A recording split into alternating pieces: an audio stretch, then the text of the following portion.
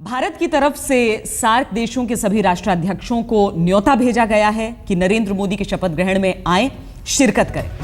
पाकिस्तान को भी ऐसा न्योता गया है, लेकिन इस सब के बीच हुआ यह है कि एक तरफ मोदी ने शपथ ग्रहण के लिए पाकिस्तान को न्योता भेजा है, दूसरी तरफ भारत के उप राष्ट्रीय सुरक्षा सलाहकार नेचल संधू ने बयान दे दिया है कि पाकिस्तान में आतंकी संगठनों को पूरा समर्थन मिल रहा है और पाकिस्तान सरकार उन्हें मदद कर रही है। यह बयान ऐसे मौके पर आया है जब पाकिस्तान के प्रधानमंत्री भारत आने पर विचार कर रहे हैं। क्या कहा है नेचल संधू ने, पहले वो सुना देते हैं हम आपको।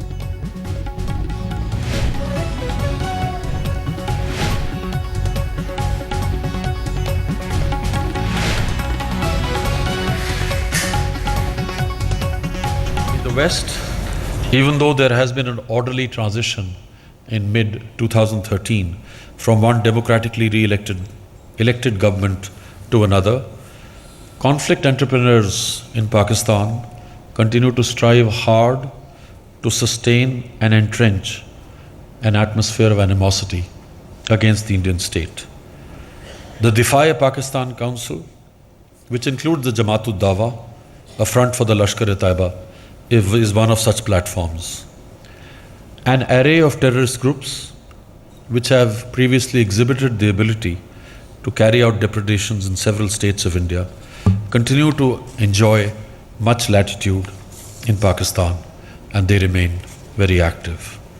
Limitations imposed on their recruitment streams, training venues, fund collection mechanisms, and infiltration platforms in the immediate aftermath of the November 2008 terrorist attacks in Mumbai evaporated a few years ago.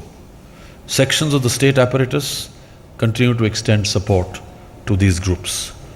Unrestrained outpouring of vituperative propaganda against India has not caused the Pakistan government to impose any restrictions. With the number of cadres available to them, these groups have spare potential despite having dedicated many of their cadres to the eastern and central parts of Afghanistan in the last few years. Therefore, as we head into summer, launching pads are likely to be reactivated and determined attempts will be made for infiltration. क्या इसे दो नजरिए से देखने की जरूरत है? भारत की तरफ से जो न्योता गया है वो शपथ ग्रहण में शिरकत के लिए है। पाकिस्तान की तरफ से जब प्रेस कॉन्फ्रेंस किया गया तो उसमें कहा गया कि हम उम्मीद करते हैं कि बातचीत शुरू हो तो बातचीत निरंतर चलती रहे। अब यहां पर भारत संकेत देने की क्या कोशिश कर रहा है? हमारे साथ हमारी संवाददाता कमलजीत संधू इस वक्त फोन लाइन पर जुड़ रही हैं। कमलजीत, किस नजरिए से देखें इस बयान को?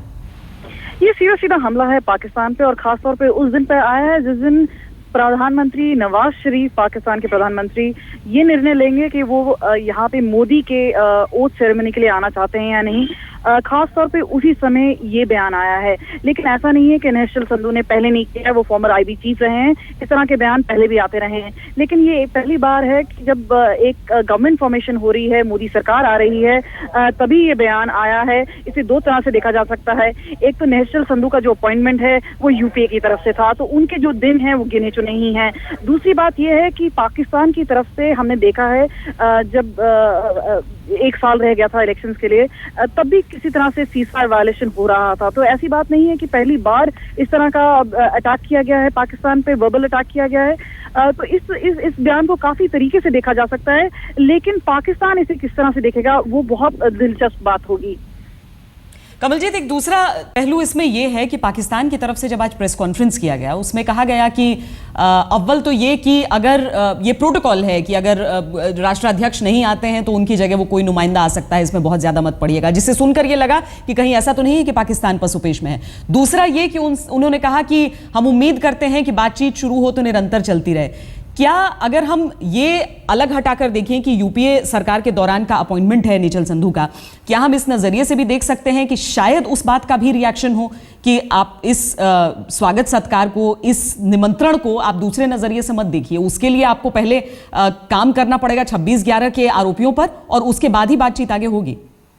ये कहना जरूर है कि जो पाकिस्तान के हाई कमिश्नर हैं उन्होंने भी कुछ पहले आज तक से बात की थी और साफ तौर पे उन्होंने कहा था कि या तो हम उन पुरानी बातों पे बात करें, उन मुद्दों पे बात करें, या फिर हम आगे बढ़ें या फिर पुरानी बातों को लेके बैठे रहें। तो एक बयान उनकी तरफ से भी आया है और दूसरा बयान नहशल संधू की तरफ से आया है, जहां पे वो बोल रहे हैं कि पाकिस्तान पुरानी स्टेट स्पॉन्सर टेररिज्म करता आया है, गर्मियां आने वाली हैं, इन्फिल्ट्रेशन बिट बढ़ने वाली है, तो कई तरीके से देखा जा सकता है। लेकिन इसे अगर हम पॉलिटिक्स से हटा के देखें तो ये जो स्टैंड है ये पुराना स्टैंड रहा है इंडिया का। इस तरह की घटनाएं होती रही हैं, सीजफायर वायलेशंस हुई हैं, गले भी काटे गए हैं जो भारतीय सोल्जर्स हैं उनके। तो इस लिहाज से देखा जाए, खास तौर पे अगर हम नरेंद्र मोदी की बात करें, उन्होंने कहा है कि उनका एक स्ट्रॉन्ग स्टैंड रहेगा। उन्होंने काफी बार यूपीए 2 खास तौर पे मनमोहन सिंह पे काफी तरह से वर्बल हमला किया था और कहा था कि बिल्कुल स्ट्रॉन्ग पॉलिसी नहीं है पाकिस्तान की तरफ से, चाहे वो 26/11 की बात हो, चाहे वो स्टेट स्पॉन्सर टेररिज्म की बात हो। तो ये देखने वाली बात होगी कि किस तरह से मोदी सरकार जब वाकई जिस तरह का रुख रहा है नरेंद्र मोदी का, जिस तरह का डर रहा है पाकिस्तान में, इन सारी चीजों को देखते हुए दिलचस्प तो जरूर होगा कि आगे होता क्या है। बहुत शुक्रिया कमलजीत संधू इस पूरी जानकारी के लिए। बहरहाल इस बीच आपको बता दें कि इस खबर से पहले पाकिस्तान विदेश मंत्रालय ने एक बयान दिया था कि उन्हें भारत सरकार की तरफ से मोदी के शपथ ग्रहण का न्योता मिल चुका है। आज शाम तक नवाज शरीफ अंतिम फैसला ले लेंगे। Decision whether the Prime Minister would attend or not will be taken sometime today, and when it's done we will share it with you. It's a normal practice that if a head of government has some preoccupation, he can or she can nominate somebody else to represent. So that's a normal thing. It doesn't violate protocol in any way. और इसी बात को सुनकर लगता है कि क्या पसुपेश पाकिस्तान में था। हालांकि सूत्रों के हवाले से खबर आती है कि नवाज शरीफ का आना लगभग तय है, औपचारिकता है कि वो न्योते पर हाँ बोल देंगे। लेकिन दूसरी तरफ प्रेस कॉन्फ्रेंस में ये कहना कि शायद कोई नुमाइंदा भी आ सकता है, उसे गलत मत समझिएगा, क्या संकेत आखिर है। लेकिन पाकिस्तान में क्या हलचल है, हमारी सहयोगी श्वेता झा ने बात की राजनीतिक विश्लेषक तारिक पीरजादा से। तारिक साहब, आपसे समझना चाहेंगे ये जो न्योता दिया गया है भारत की तरफ से कि प्रधानमंत्री आपके यहाँ से यहाँ आए स्वेरिंग सेरेमनी में, यहाँ पर पाकिस्तान की आवाम इसे किस तरह से देख रही है? देखिए, जब भी कोई एक अमन की बात होगी, पीस की बात होगी, तो उसको पाकिस्तान में अच्छा ही देखा जाएगा। दूसरी बात यह है कि ये जो स्वेरिंग इन सेरेमनी है, हल्फ वफादारी की जो तकरीब होगी अब मोदी साहब की, इसमें नवाज शरीफ और साउथ एशिया के दूसरे लीडरों को बुलाया जाना एक बहुत बड़ा सिफारती इक़दाम है, जिससे भारत के लिए भी नेक दिली के जज्बात पाकिस्तान में पैदा होंगे और हो रहे हैं। और चूंकि मोदी साहब का माजी जो गुजरात के हवाले से बहुत बुरा समझा जाता रहा है, अब इनकी नई सिफारती पेशकश, मैं इसको सिफारती पेशकश कहता हूं, जो उन्होंने की है हालात को ठीक करने के लिए, और इसके नतीजे में हालात बेहतर होंगे। आपको तारिक साहब लगता है कि अगर ऐसा होता है, पाक प्रधानमंत्री भारत आते हैं और इन दोनों के बीच में, यहाँ के प्रधानमंत्री और उनके बीच में अगर बातचीत होती है, तो आने वाले समय में रिश्ते बेहतर हो सकते हैं, राजनीतिक तौर पर भी और वाणिज्यिक तौर पर भी? देखिए, अगर आपको याद हो, पिछली बार जब वाजपेयी साहब से ताल्लुकात नवाज शरीफ के हुए थे, नवाज शरीफ उन्हें बहुत पसंद किया करते थे, और वो उस वक्त की बात है जो आज तक नवाज शरीफ साहब करते हैं कि देखो मेरे दौर में तो भारत से ताल्लुकात अच्छे हुए थे। तो पाकिस्तान के पीएम को बुलावा भेजने के साथ सार्क देशों के बाकी राष्ट्राध्यक्षों को भी न्योता दिया गया है।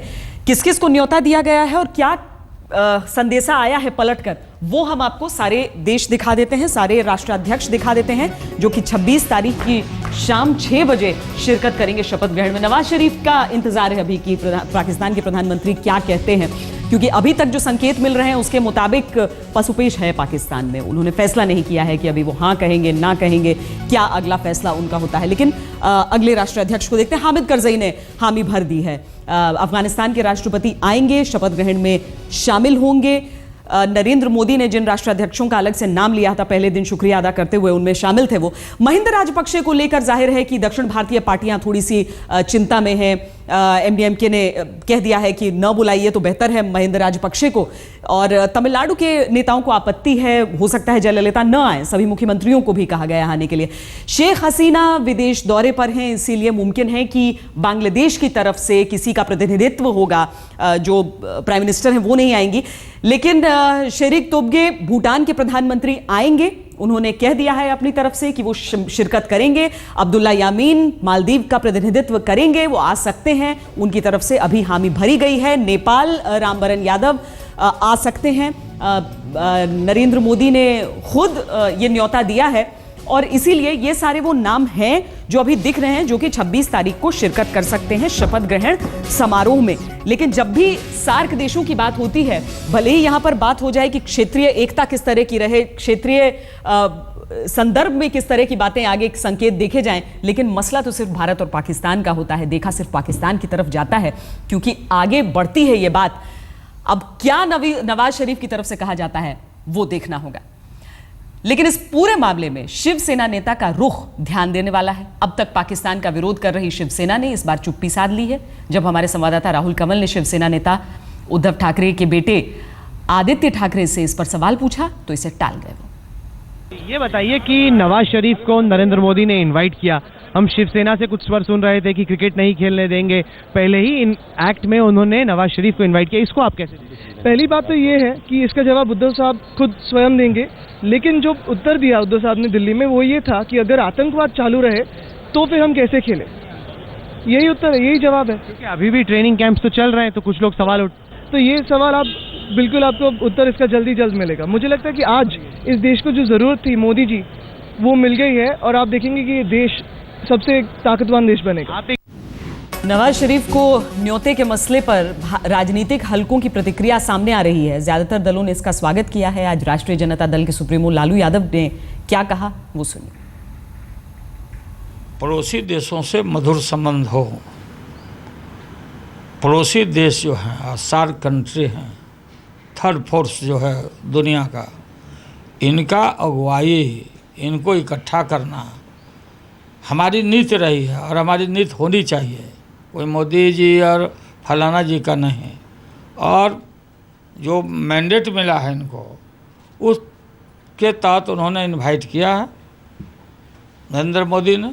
अब लोग आएंगे नहीं आएंगे, उसके पीछे क्या इनका मंशा है नहीं मंशा है। लेकिन सर आप इंडिकेशन जो दिए इसकी आप प्रशंसा करते हैं? कुछ प्रशंसा का सवाल नहीं, अच्छी बात है कि हर के खुशी में लोग को आना चाहिए जाना चाहिए, अब उनका निर्णय है लोगों को।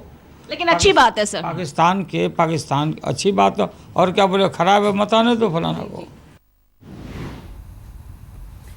एक तरफ एनडीए की सहयोगी शिवसेना ने चुप्पी साध ली है, दूसरी तरफ अकाली दल ने मोदी के रुख का समर्थन किया है। पंजाब के उप मुख्यमंत्री सुखबीर सिंह बादल से बात की हमारे संवाददाता राहुल कंवल ने।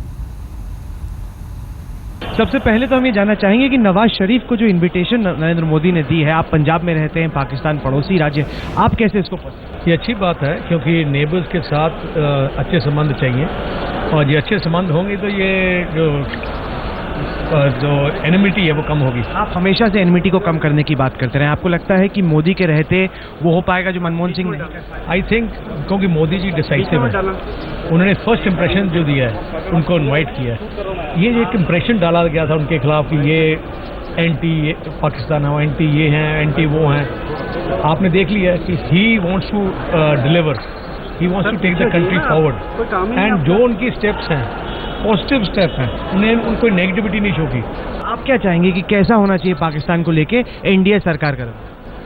अकेले पाकिस्तान नहीं, सबके साथ, स्पेशली नेबर्स के साथ हमारे फ्रेंडली रिलेशनशिप चाहिए, क्योंकि आपने देखा होगा पिछले 4-5 साल से हमारी लड़ाई हर नेबर्स के साथ हो गई। जो हम सुपर पावर थे और हमारे नेबर्स ही हमें आंखें दिखाने लग गए।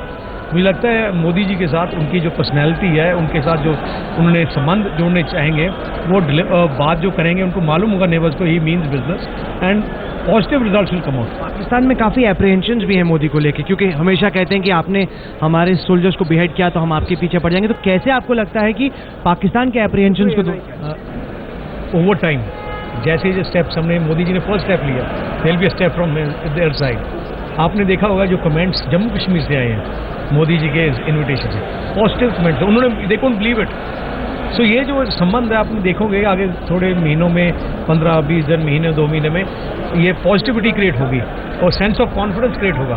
पाकिस्तान की पॉलिटिक्स को आप बहुत अच्छे समझते हैं। नवाज शरीफ पे प्रेशर भी है, हालांकि वो आना चाहते हैं, कुछ लोग कह रहे हैं कि आप मत जाइए।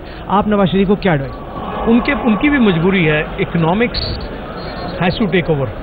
उनकी इकोनॉमिक कंडीशन पाकिस्तान की ऐसी है, they also need alliance with us, trade with us, and मैंने देखा है अगर ट्रेड बढ़ जाए एनिमिटीज खत्म हो जाती है। आपको लगता है इसमें पंजाब एक इंपॉर्टेंट रोल प्ले कर सकता है दोनों देशों के रिश्तों को बेहतर करने में? बहुत इंपॉर्टेंट रोल प्ले कर सकता है, क्योंकि आपने देखा है कि उनके चीफ मिनिस्टर भी सीएम साहब को मिलने आए थे, पर्सनल रिलेशनशिप भी है, और पाकिस्तान और इंडिया के जो ट्रेड बढ़ेगा ये कॉरिडोर है उस कंट्रीज़ के साथ, ईरान, इराक, जो ये सब बेल्ट है इतनी कंट्रीज़ की, ये कॉरिडोर है, ये कॉरिडोर खुलेगा तो इंडिया को बड़ा फायदा होगा। खत्म करने से पहले हम छत्तीसगढ़ की मुख्यमंत्री रमन सिंह ने पार्टी के रुख का समर्थन करते हुए इस कदम का स्वागत किया है। इस वक्त हमारे साथ मौजूद हैं छत्तीसगढ़ के मुख्यमंत्री डॉक्टर रमन सिंह। सबसे पहले तो ये बताइए सर कि पहले ही मूव में नरेंद्र मोदी ने नवाज शरीफ को इनवाइट किया है, सार्क के नेताओं को इनवाइट करने को आप कैसे देखते हैं? अच्छी परंपरा है और सभी राष्ट्र के अध्यक्ष को यदि बुलाया जाता है इस 26 तारीख के कार्यक्रम में तो सबने स्वागत किया, और मुझे लगता है ये अच्छी परंपरा है कि ऐसे कार्यक्रम में हमें सार्क देशों को बुलाना चाहिए। कुछ लोग कहते हैं कि नरेंद्र मोदी ने कहा था कि वो पाकिस्तान के खिलाफ टफ होंगे, पहले ही काम में उन्होंने बुला लिया, तो मोदी के ही कुछ फैंस हैं जो थोड़े परेशान। मुझे नहीं लगता कि इसमें कहीं भी किसी प्रकार से कोई दिक्कत लोगों को होनी चाहिए, और इसे जबरदस्ती मुद्दा बनाया जा रहा है। आपके हिसाब से नरेंद्र मोदी के रहते क्या भारत और पाकिस्तान के बीच रिश्तों में बेहतरी आएगी? बेहतर होगा, भारत से होगा, अन्य देशों से भी होगा।